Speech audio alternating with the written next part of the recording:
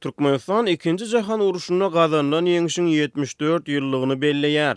9-njy maýda Türkmenistan 1941-1945-nji ýyllaryň 2-nji jahan uruşuna gazanlan ýeňişiň 74-nji ýyl dönümini belleýär. Bu münasibetde Türkmenistanyň prezidenti Gurbanuly Berdimuhammedow Türkmenistanyň halkyna gutlaw hatyny uratdy. Beýleki tarapdan Azatlyk radiosynyň Aşgabatdaky habarçysynyň habar bermegine görä, vilayet häkimleriniň hemde beýleki döwlet başlyklarynyň prezident Berdimuhammedow ýeňiş güni münasibetli urudan gutlaw hatlary 9-njy maýda paýtagtyň köpçüliklerin transport serişdelerini awtobuslarda radio arkaly ýolagçylara eşitdirilýär. Döwlet medeniýetine görä Russiýanyň prezidenti Vladimir Putin, Gazagystanyň geçici prezidenti Kasym-Jomart Tokayew şeýle-de Gazagystanyň ilkinji prezidenti Nursultan Nazarbayew we beýleki käbir postsovet giňişligindäki respublikalaryň döwlet başlyklary Türkmen prezidentine ýeňiş güni münasibetli bayramçylyk gutlawlaryny iberipdirler. 9-njy maý Türkmenistanyň iş güni. Bugun iş güni.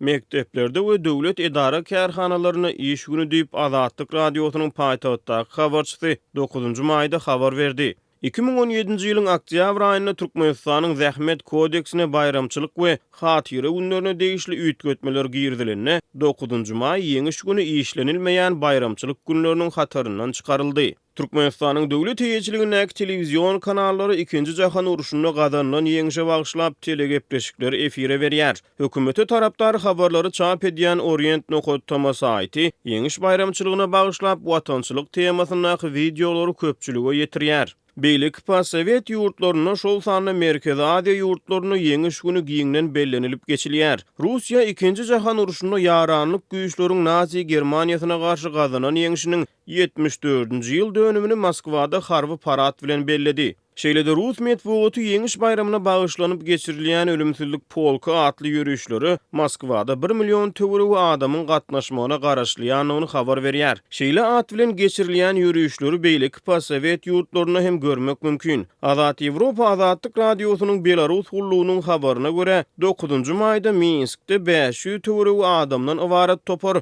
ellerine Lenin we Staliniň portretlerini götürüp ölümsizlik polka atly çäre geçirdi. Minskiň häkim bu şäherä çäkli görnüşde ruhsat berdi. Azat Ýewropa Azatlyk radiosynyň Gırgyz gullugynyň habar bermegine görä Gırgyzstanyň paýtagty Bişkekde 9-njy maýda geçirilen ölümsizlik polkunyň ýürüýüşlerini ýurdun ozalky prezidenti Almazbek Atambayew hemde iş başyndaky prezident Sooronbay Jeenbekow hem gatnaşdy. Bişkekiň içeri işler edarasynyň maglumatyna görä bu ýürüýüşlere 50 000 töweregi adam gatnaşdy. Azatlyk radiosy ölümsizlik polka ady bilen geçirilen şeýle çäreleriň Gazagystanyň Nursultan we Almaty şäherlerine de guramalaşdyrylýanyny habar berýär. 9-njy maýyň öňü ýürüsinde Özbegistanyň paýtagty Daşkentde de agzalýan ýürüýüşleriň geçiriljektigi barada internetde käbir maglumatlar peýda boldy. Ýöne soňra Özbek paýtagtynyň administrasiýasy maglumaty ret edip, ölümsizlik polkunyň guramaçylarynyň bu çäräni geçirmek üçin degişli ruhsat alyp bilmänliklerini aýtdy.